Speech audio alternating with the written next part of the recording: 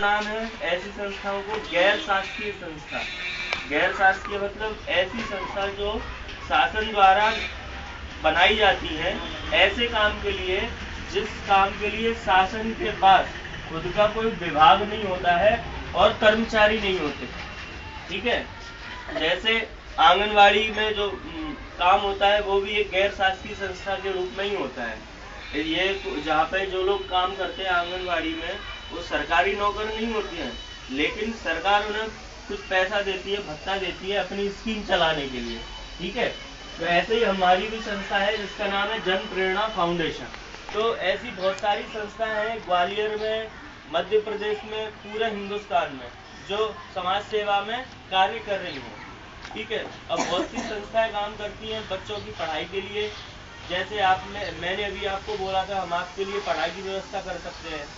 ठीक है, तो ये सब संस्थाएं करती हैं। कुछ एड्स उन्मूलन में काम करती हैं, एड्स की बीमारी होती है उसकी जागरूकता देती हैं।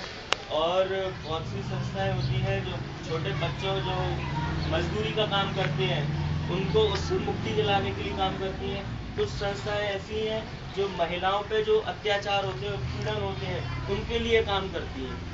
ठीक है, तो हमारी संस्था ये सब तो करती है, सामाजिक न्याय पे काम करती है। समाज में जो निचले तबके के लोग हैं उनको कानूनी रूप से संरक्षण यानी सुरक्षा मिले, इस पर भी काम करती है।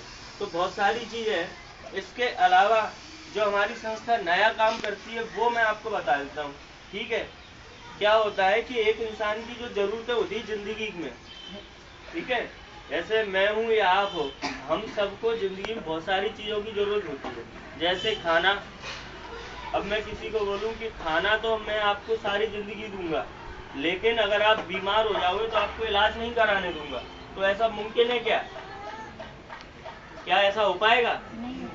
नहीं हो पाएगा, क्योंकि हर इंसान को एक साथ बहुत सारी चीजें होती हैं। तो हमने एक ऐसा ही प्रोग्राम बनाया है, प्रोजेक्ट बनाया है, जिसमें एक परिवार के लिए जितनी भी जरूरी चीजें होती हैं उन सबको एक साथ उपलब्ध कराएंगे। ठीक है, और उसमें हमने सबसे पहले सर्वे किया और पता लगाने की कोशिश की कि आम आदमी की समस्याएं क्या है।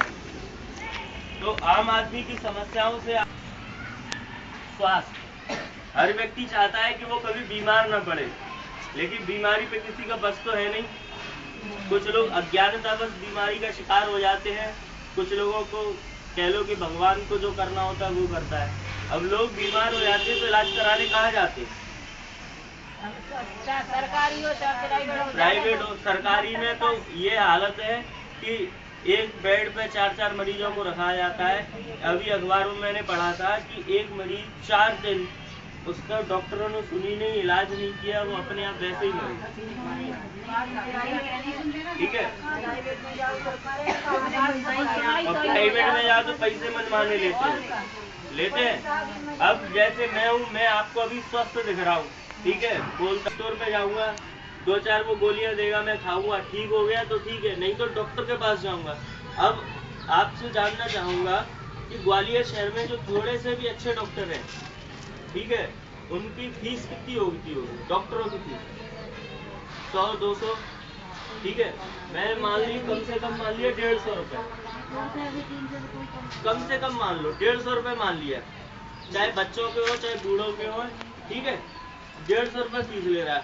फीस लेने के बाद वो कुछ दवाइयाँ भी लिखेंगे, दवाई भी 150-200 की आएगी।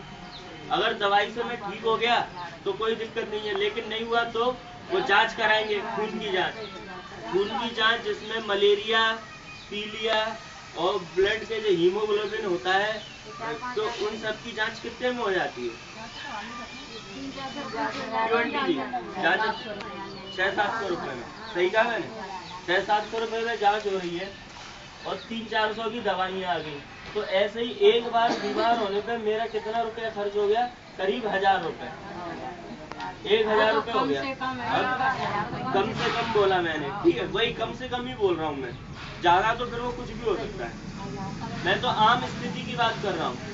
ठीक है, तो एक बार मैं बीमार पड़ा, मेरे 1000 रुपए खर्च हो गए। अब मान लो 2 महीने बाद में फिर बीमार पड़ गया तो फिर से होंगे।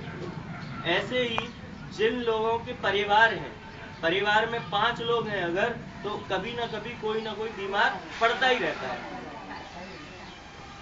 सही कहा मैंने? तो बोलो